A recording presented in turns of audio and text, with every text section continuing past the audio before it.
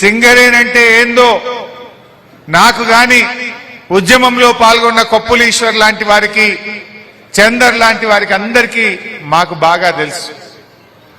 సకల జనుల సమ్మెలో ఆర్టీసీ బస్కపయ్యా నై చలేగా అని ఆర్టీసీ కార్మికులు సమ్మెకి దిగినరు.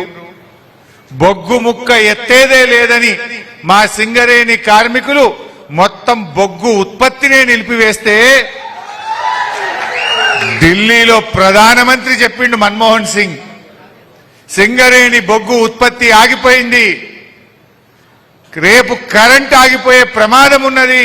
ఎందుకంటే మన బొగ్గు అటు మహారాష్ట్రకు, ఇటు కర్ణాటకకు, ఇటు తెలంగాణకు, వివిధ రాష్ట్రాలకు, ఆంధ్రప్రదేశ్కు బొగ్గు సప్లై చేస్తాం. సకల జనుల సమ్మెలో మా కార్మికులు చేసిన పోరాటం దేశ ప్రధానిని కూడా కదిలించిన గొప్ప పోరాటం చేసినటువంటి కార్మికులు సంస్థ సింగరేణి. అంటే తెలంగాణ ఉద్యమంలో మీ పాత్ర చాలా గొప్పది.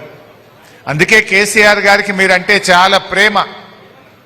అందుకే ఆయన గారు, నాటి ముఖ్యమంత్రి చంద్రబాబు నాయుడు గారు ఆయన గోల్డెన్ షేక్ హ్యాండ్ పెట్టి వేల మందిని ఉద్యోగాల నుంచి తొలగించిండు, డిపెండెంట్ ఉద్యోగాలను రద్దు చేసిండు.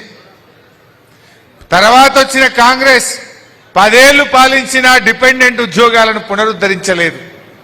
కానీ కేసీఆర్ గారు ఇవాళ అసలు సింగరేణిలో సగం మంది కేసీఆర్ గారు ఇచ్చిన డిపెండెంట్ ఉద్యోగులే ఉన్నారు. ఇవాళ